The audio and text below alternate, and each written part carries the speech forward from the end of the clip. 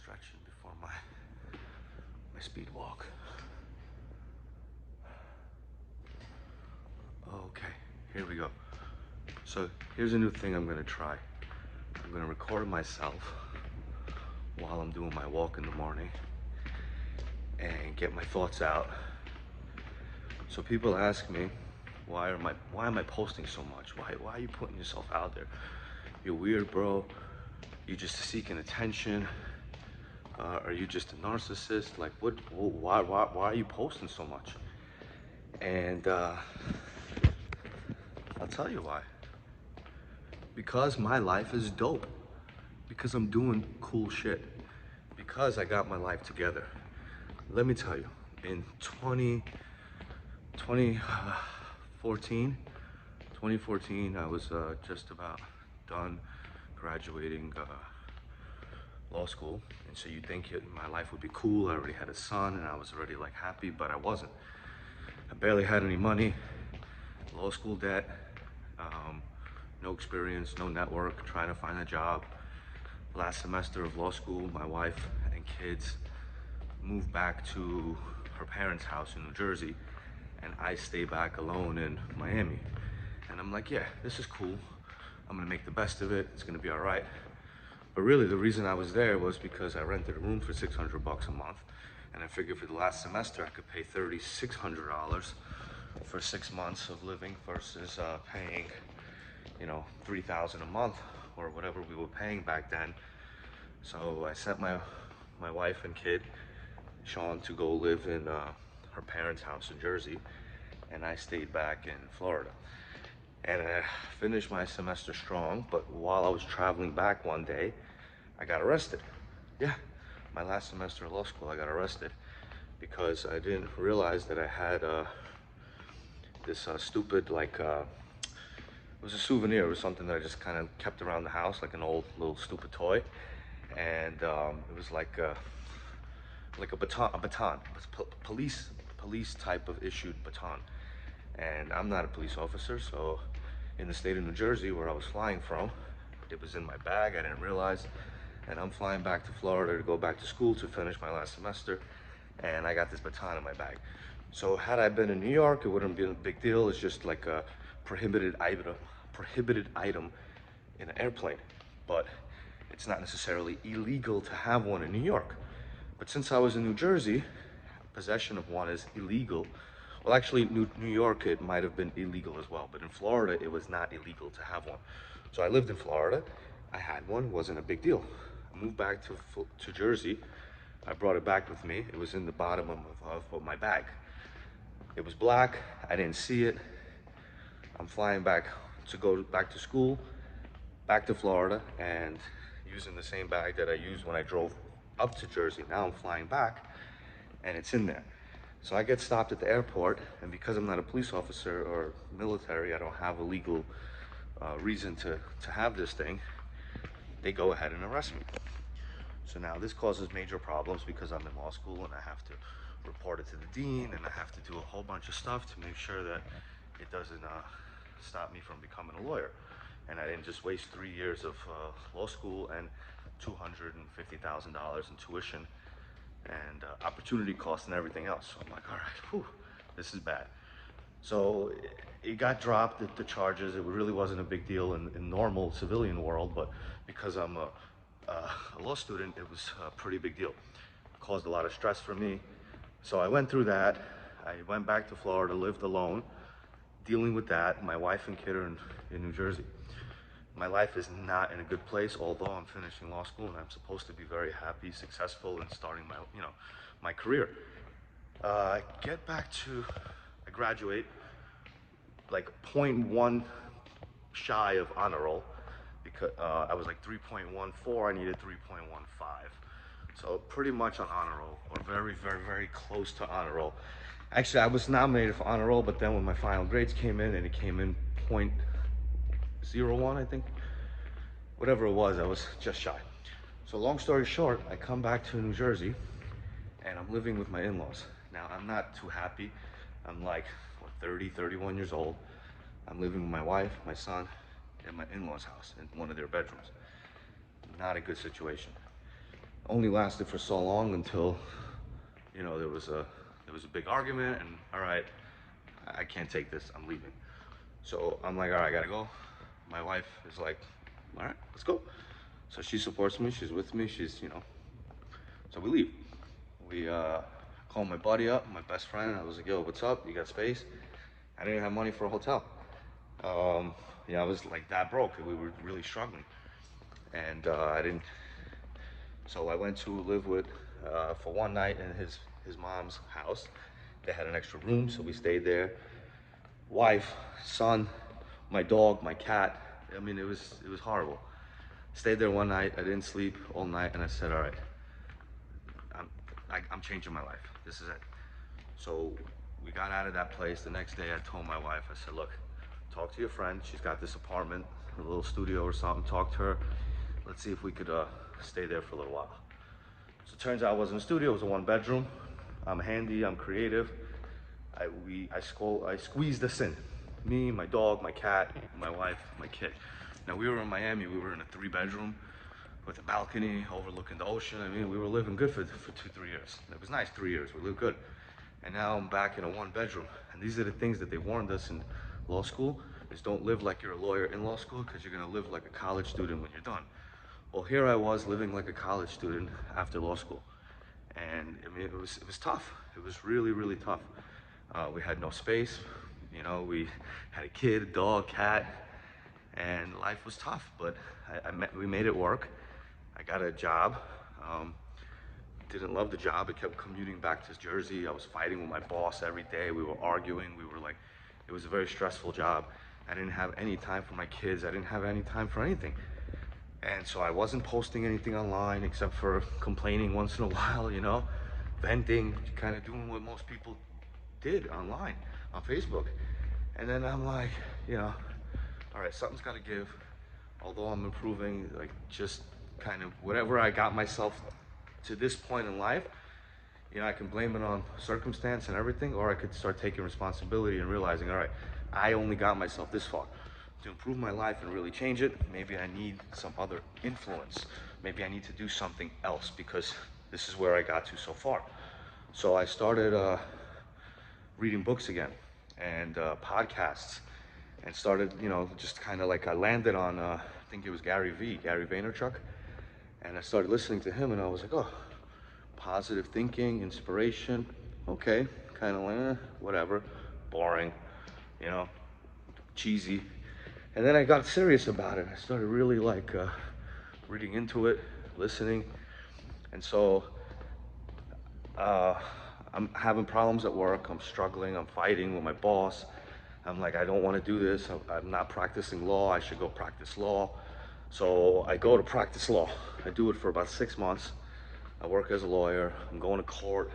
I'm arguing, and I realize that these lawyers, they're assholes. Holy moly. Like, I really did not enjoy working with the other attorneys. I did not enjoy working with the people in the courthouse. Some of the clerks were nice. Some of the officers and judges were actually really helpful and nice and courteous. And a lot of them, I guess they were just jaded. And it was terrible. It was a terrible work environment. I didn't like it. So did it for about 6 months. But again, it was maybe the type of law. I didn't know what I was doing yet. I was very green and fresh, but I was like, I don't want to argue every day. I didn't see myself doing it, like, not that way. So I said, no, if I am going to practice law, I'm going to practice on my own terms. I'm going to take the clients I want to take. I'm going to practice the way I want to practice when I'm ready to practice. So I went and I gave my 2 weeks notice to my boss, and she thought I was crazy. She was like, what do you mean? Where are you going? I said, yeah, I'm not going to practice law. She's like, what do you mean? I'm like, I'm going to go open a contracting business. They're like, what? You know, my coworkers, my family, everyone looked at me like I was nuts.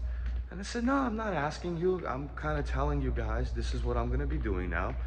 And either you give me your blessing or you don't. And some people called me a fucking idiot. They said, you know, what the fuck is wrong with you? You just finished law school. You're not going to go practice law? I said, no. I said, I finished college for accounting and business, and I have a law degree, and I know how to negotiate. I know how to figure stuff out. I know how to analyze. I'm a smart, responsible guy. And really, I don't want to go be someone else's, you know, be a staff lawyer for someone else, put in 70, 80 hours a week. I'm not gonna see my kid.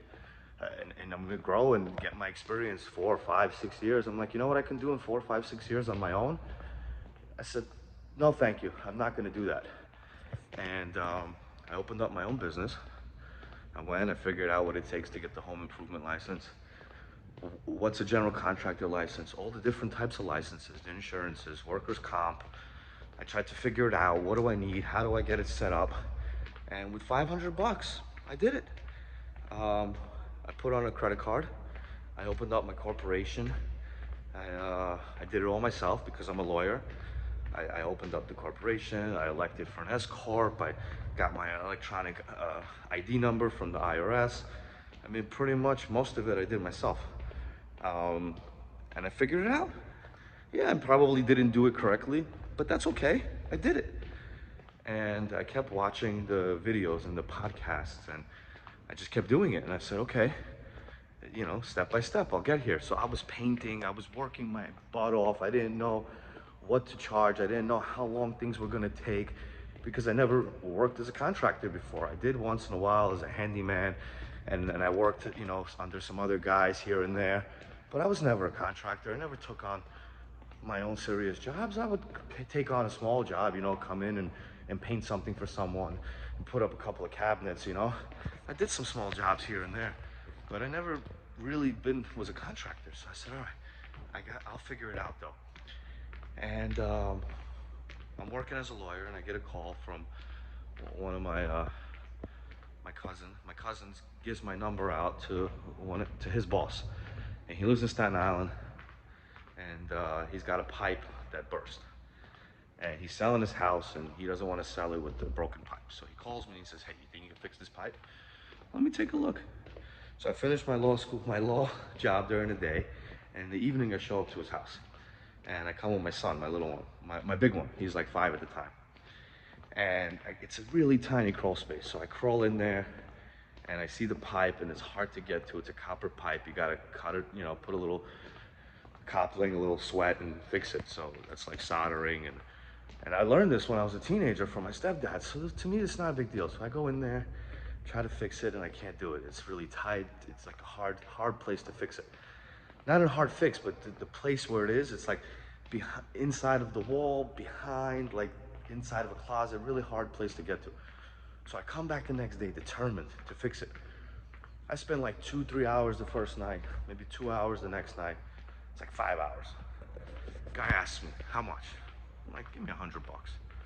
He's like, what? That's it? I'm like, yeah, 20 bucks an hour, listen, it's fine, it was a little side job.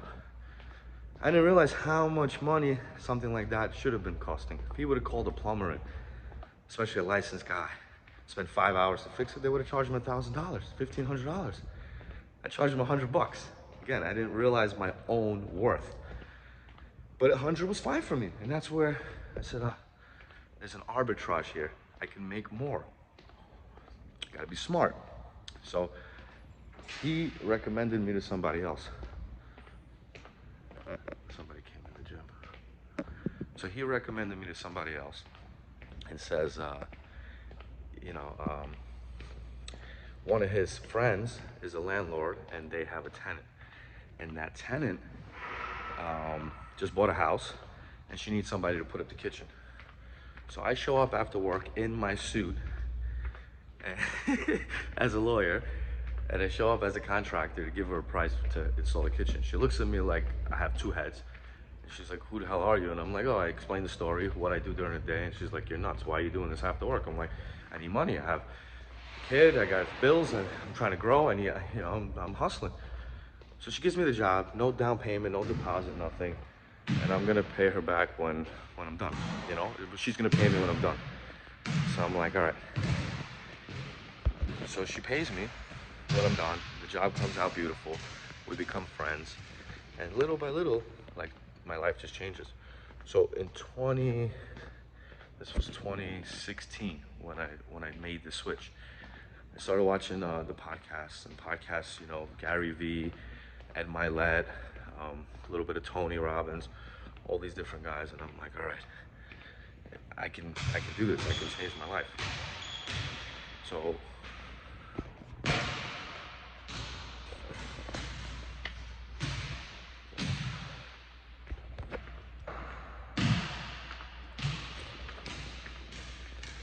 can do this. So, and I was like, man, I can even do what they're doing, motivating, giving positive messages. Like, I like that, I can do it. But in order to do it, you gotta you gotta have content, you gotta have success. You can't just walk around and talk knowledge and say, oh, yeah, this is how it works and this is what you should do, when you actually haven't done anything. I mean, you could, but to me, it's like not as effective. And really, it's like people are gonna call you out on your shit. Like, what are you talking about? You've never actually done any of this. Well, yeah, it's like, yeah, I've learned it, I know it, and that's what I used to be like. And people look at me like, Steve, you're full of shit. You don't know. When you grow up, you'll see how the real world is. And yeah, now I grew up, and I see how the real world is. And most of the shit I used to say and think is true, is correct, and that's how the world works. But now I actually have experience to back it up. I have success to back it up, and now I'm putting myself out there, just like they used to put themselves out there. So Gary Vee said, from whatever age till whatever age, he was working at his dad's liquor store, building it up, and he didn't put himself out there. His first piece of content, I think, he put out when he was 34 years old, and he did that because that's when he finally had something to back up his words. And he was like, all right, now I'm going to explain to you kind of like, here's how it works, here's what I've done, here's what you can do. And it works the same across the board, but you need an example, you need a speaker to kind of tell you. So here I am, contractor, lawyer, opened up my company. Now I got my time back. I'm reading books again. I have hobbies. I'm doing shit that I never had time to do. I go to every single school event for both of my kids. I have 2 sons now. I have, that was actually what really motivated me to go out on my own. Was I had a second kid on the way. And I was like, man, I can't sit here and keep climbing and getting my experience. I can do it much faster on my own. So just like Gary Vee said, really stuck with me. He was like, eat shit for 2 years and you'll eat caviar for the rest of your life. So I was like, okay, I could do that. So Ritz Renovation, it was hard for 2 years, making mistakes, almost crashing and burning, tough clients, not knowing how to control myself, not knowing how to control them or the situation, not knowing what I was doing. And it took 2 years to really learn, understand the business, understand people, really set some rules for myself and just the groundwork. But now it's been 5 or 6 years, and I've been putting myself out there more, and I'm like, yo, I want to be a coach, I want to be a personal mentor, I want to do the things Gary Vee's doing, I want to do the things Tony Robbins is doing. Like, I'm ready. I've got the success, I've made money, I did some big projects, I got some big projects coming up. I'm thinking about other things. I hang out with my kids. I'm a flag football coach, assistant scoutmaster. I go on every single camping, well, at least I try, every single camping trip. I'm there every single scout meeting, football practice, football game, every single event at school. I pick up my kids from school, we have lunch, we go to the park on many days. Like, I literally put my family and my kids first before my job. I put my job first for a couple of years just because that was a sacrifice. So I put my business first for a couple of years. They didn't see me on the weekends, they didn't see me in the evenings. I was really hustling, but for 2 years. So people who say, oh, entrepreneur, self-employed, you're gonna be working like this forever, 16, 18-hour days. That's if you don't know what you're doing and you don't learn and get smart. It takes a couple of years. You work your ass off, you get it going, and then you should be able to slow down if you're smart. If you keep working those hours, you're just gonna burn out. So you gotta pace yourself, you gotta figure it out. And you gotta do the other things in life that are important to you, because, I mean, some people just wanna make money and that's their passion, and that's fine, and I'm cool with that. Like Gary Vee, that's what a lot of it is, but he also makes time to go watch every single Jets game. He makes time to do the other stuff. So here I am, putting myself out there and explaining why is because this is part of it. It's manifesting. It's explaining to other people how it can be done. It's explaining to other people how I did it. It's leaving a document and a legacy for myself, for my kids, for eternity, because everything you put out there now stays out there, right?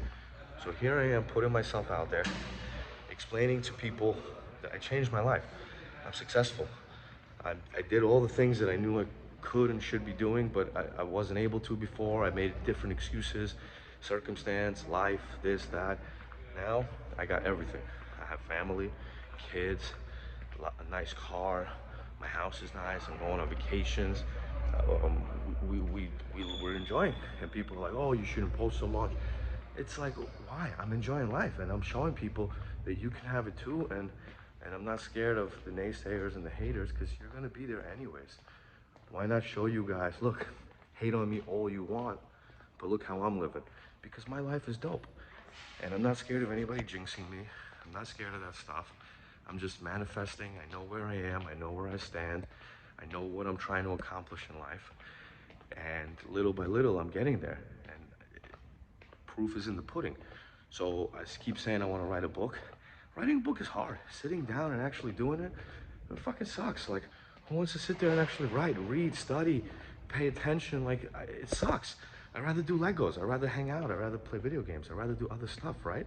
But even that, you got to make time for it. You can't be busy all the time working, going shopping, doing other shit, and not having time for your kids, not having time for yourself, not having time to go to the gym. So here I am in the gym, walking, doing my thing. And I decided this is going to be part one of my series. And I'll do this each morning. I'll give you guys a little snippet. Hopefully it's not going to be as long as today, but I'll put it out there. Hopefully it garnishes some likes.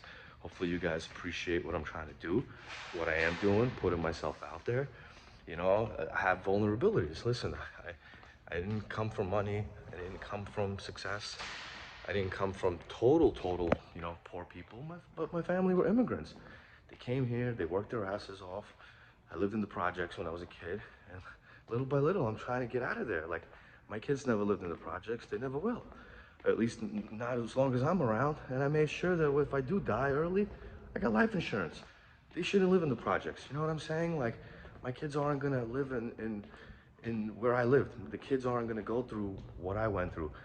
And at the same time, it's gonna make them maybe a little bit softer, but I'm gonna make sure that they're set up. My kid already has stocks. My kid's saving money. I'm teaching him about business. I'm teaching him about process. What I call process is everything. It's about managing your time. It's about delegating your tasks. It's about automating shit. Everything you do today, there's no reason to go to the store anymore, waste time, not get what you need because you're waiting to get to the store. Everything's on Amazon. Everything's on Walmart.com. You could literally order anything you need.